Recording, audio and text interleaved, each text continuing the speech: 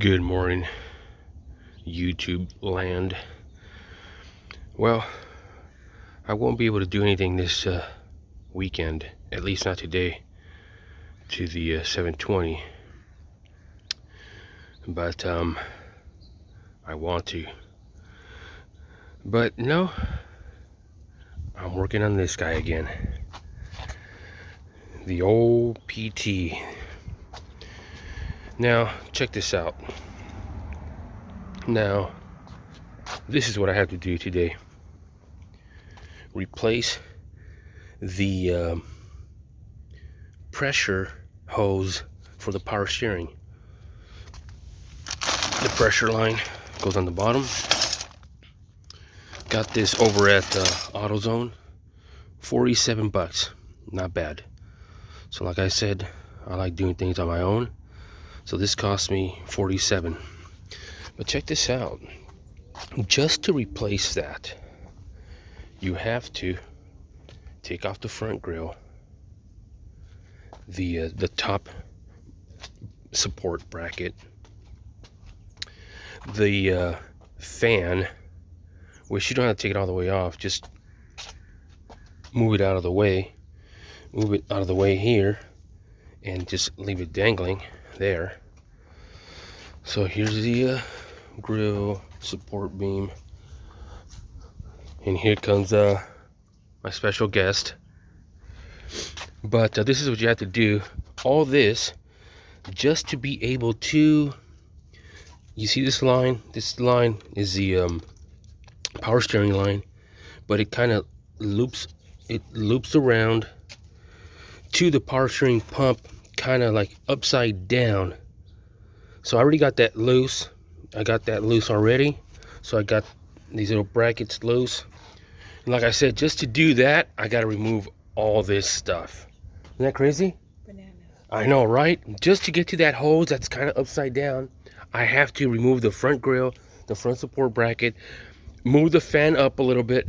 But I found the culprit, what was causing the leak. Anyway, it was leaking a lot of fluid lately, and it was leaking a lot more and more. And oh, by the way, when you have to remove the fan, so you have to disconnect the radiator line and just kind of loop it over here and kind of put it upside down, because if not, you'll have coolant leaking all over the place. So just leave it there. But anyway, so this is what happened. I guess the hose was loose and vibrating. So anyway, there's another bracket there. Here's the line here. It goes all the way. As you can see, all the oil leaking there. But let's see. Where is it at? Oh, I'm blocking it. Where am I? There it is. You see that bolt right there? Oh, you see that bolt right there? So the hose, as you can see, a lot of oil here. It was rubbing right there. You see it right there? The head of that bolt. It's even dug itself a little hole in there. So I don't know how that happened. But anyway, it just came loose and started rubbing there, started leaking a bunch of power steering fluid. Like, I've been driving it like that for the last, I'm gonna say, week, because I haven't had time to repair it. But there it is. So all I have to do now is loosen the bolt, or the connection that on the other side. I just gotta squeeze my hand in over this support, kind of go on the other side and loosen that, and it'll be loose. It's let's see if you can see it. It's down there. Anyway, see that shiny 90? Let's see if I can point to it. Oh. Let me see if I can. It just doesn't want to focus. Okay, right there where my point finger is, that 90 right there, that's where it connects. So I got to loosen that. I got to loosen that part right there. It 90s into the other connection. So I'll loosen that, and take out the hose and put the new one. Like I said, under 50 bucks, you get it done. I mean, it's seems like a lot of work. I mean, it kind of is, but it kind of isn't. It's just kind of messy. But what I did yesterday, I cleaned it up really good, so I could be ready this morning. It'll be nice and clean. So, yeah, you can even see through here also. Yeah, that's where it connects. Right there, right behind that, I'm gonna say rack and pinion deal. But you can see it looping around that foil. You see it looping around a little bit, but that's where it goes. So anyways, I took the tire off too to make it easier and just let in more light. So let me continue this task on the old PT.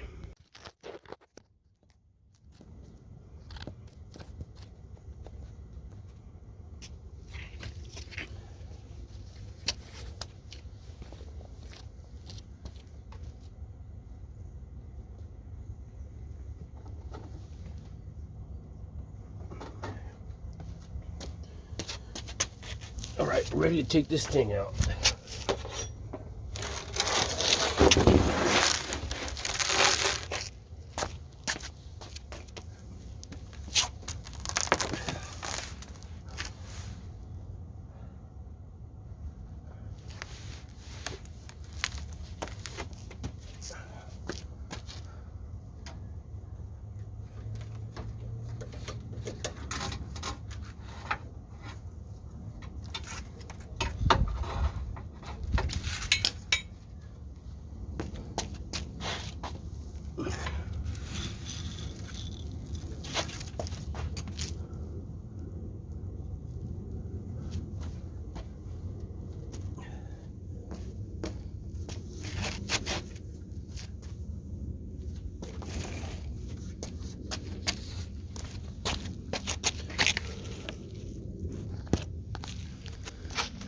And there it is. There you have it, folks. As you can see, you know what? I've noticed that power steering fluid really stains driveways, and it's kind of a pain in the butt to take it off. Well, we have a pressure washer, so that does a pretty good job. So that's why I'm keeping this in the dirt. But yeah, there it is. There's a spot where it just rubbed right through. And since this is a pressure line, every time I would turn the wheels, obviously the pump here would send pressure to the power steering pressure liquid through that line, and it would shoot out through there, and it was making a mess. But yeah, there you have it. Anyway, this one here was kind of difficult because there's no room. Like I said, I have to let's see, I have to kind of see, to take that one off, you have to go in under here, stick your hand in this way like that, stick your hand, and let me see if I could get it. You see that that little, whatever that little thing is, well, right in front of it there's the connection. You see the other 90, the other holes, well, that's where it goes. So you have to kind of squeeze your hand in through here, and then the wrench was long, so I didn't have enough movement. But I mean, luckily those things aren't really all that tight. You just have to kind of break it loose, and after that you could do it with your hand. But yeah, it's a pain in the butt. Everything in these cars is like so compact. Like I said, it goes right behind that thing there, the hose, that connection. But yeah, okay, so time to get it all connected now. Put the new one in. But yeah, I can't believe I gotta do all this just to loosen that. Well, that one's not that bad. I mean, it's tight, but I don't have to take the whole car apart. But just for that one, The one that goes in the front here. Upside down. Unbelievable. Look at that. But like I said, if I can do it, I'm gonna do it. I wonder what they would have charged me for all this. A couple $100 maybe. Yeah, but I gotta be honest, I'd rather be doing something else. But I love this little car, and I gotta get it fixed. It's my little commuter car, and I'm gonna run it till it blows up. All right, so let's. But anyway, the tools you will need for this job are your basic wrenches. The 19, yes, it's a Chrysler. Chrysler's supposed to be American, but they use metric tools. So you'll need a 19. You'll need one of those ratchet with the size 10. Size 10. A size, what was this, a 13? No, a size 15 for these bolts. So that's pretty much it. Nothing crazy. Oh, and the actually I did say a 10 for all these little random little ones for the grill and stuff. So I think it's just a 10, 15, 19. I think that's all I used. I think so. We'll find out when I start putting it back together. Alright, let's do it. Okay, the kit comes with all the necessary brackets and nuts and bolts. 2 little O-rings. Don't lose those. There's a hose. The O-rings go in there. Alright. I don't know what the heck this is for. Some kind of cap.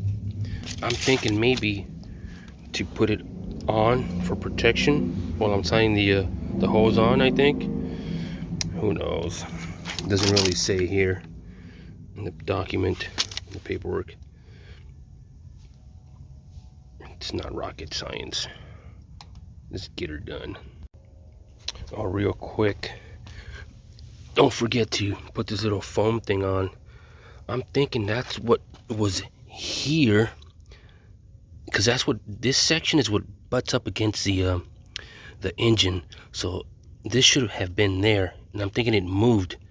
It moved, and that's what created that friction towards the bolt there. So yeah, I gotta put this back on, clean this up really good, and slip it on, and it should go roughly in that area. Well, I'll see once I slide it on there. But yeah, it's some type of little, it's like a little barrier kind of. Yeah, I gotta put that on.